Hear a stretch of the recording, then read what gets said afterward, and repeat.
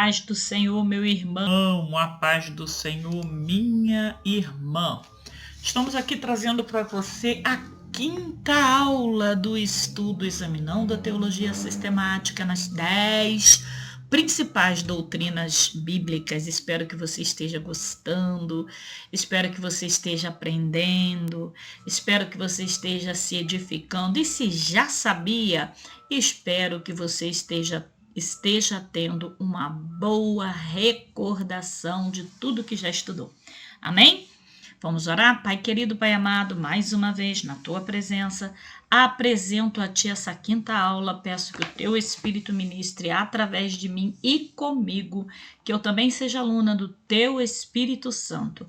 Não deixa Teu filho e Tua filha desistir, mas que eles consigam, meu Pai, aprender mais e mais de Ti, em nome de Jesus. Amém. Hoje o tema é Panorama do Antigo Testamento. Vamos fazer um panorama do Antigo Testamento.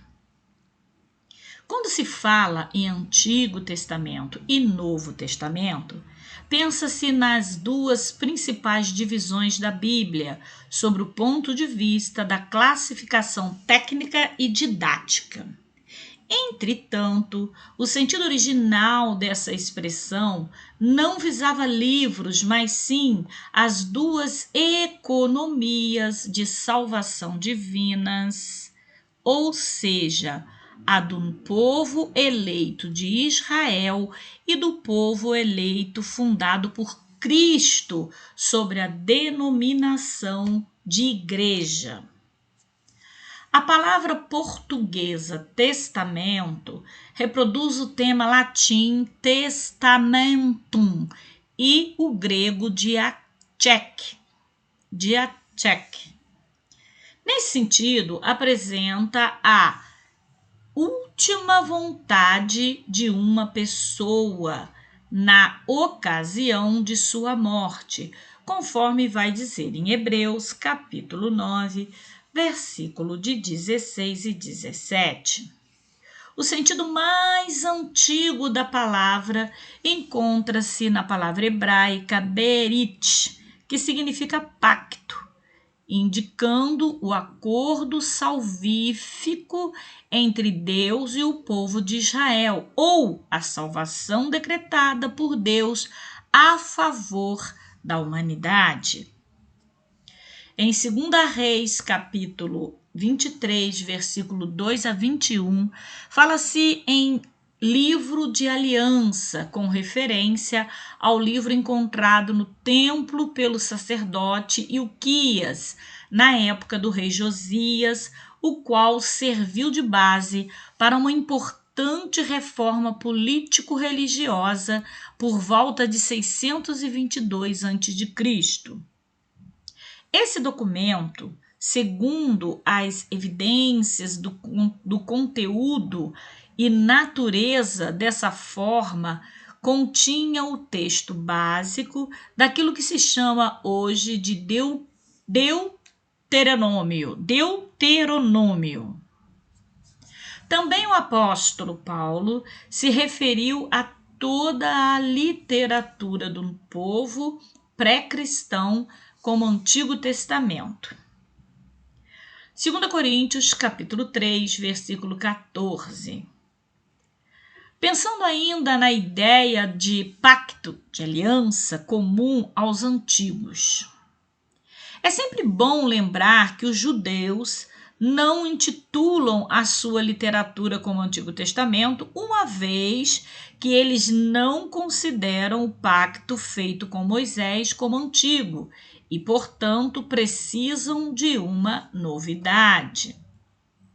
Essa divisão é cristã e provavelmente só veio a cristalizar-se por volta do século V depois de Cristo, quando os livros do Novo Testamento existiam num corpo organizado, num rol ou lista de livros sagrados que a igreja chamou de cânon.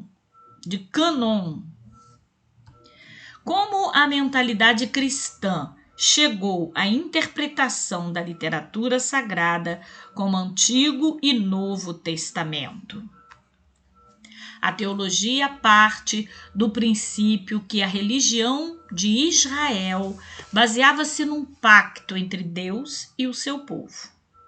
Por sua promessa, Deus estabeleceu o pacto e coube ao povo cumprir os mandamentos divinos.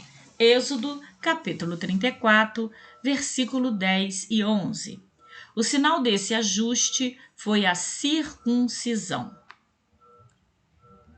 Na verdade, os textos sacerdotais sempre apresentam um Deus que se comunica com o homem através de pacto na criação. Gênesis capítulo 2, em Noé, Gênesis capítulo 9, em Abraão, Gênesis capítulo de 12 e 17 e em Moisés, Êxodo capítulo 19.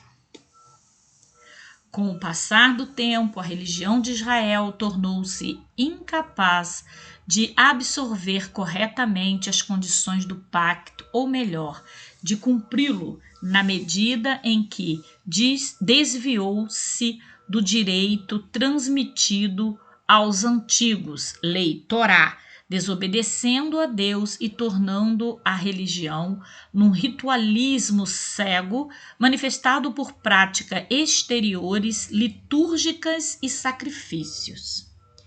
Os profetas perceberam esse desvio bem cedo. Leia Isaías capítulo 1, de 10 a 17. Desde então, já anunciaram o novo. Isaías capítulo 43, versículo 18 e 19, e Jeremias, capítulo 31, versículo de 31 ao 34. Aqui, os profetas já anunciam o Novo Testamento. Essa concepção de novo pacto foi compreendida pelo cristão como realizada plenamente na vida e morte de Jesus Cristo, Mateus capítulo 26, versículo 28, e 1 Coríntios capítulo 11, versículo 25. Eu vou repetir: Mateus capítulo 26, versículo 28, e 1 Coríntios capítulo 11, versículo 25. A partir de Paulo, percebe-se Moisés e seus escritos como antiga aliança. 1 Coríntios capítulo 3, versículo de 12 a 15, ou como primeira aliança. Hebreus capítulo 8, versículo 7 a 13 e capítulo 9, versículo 15.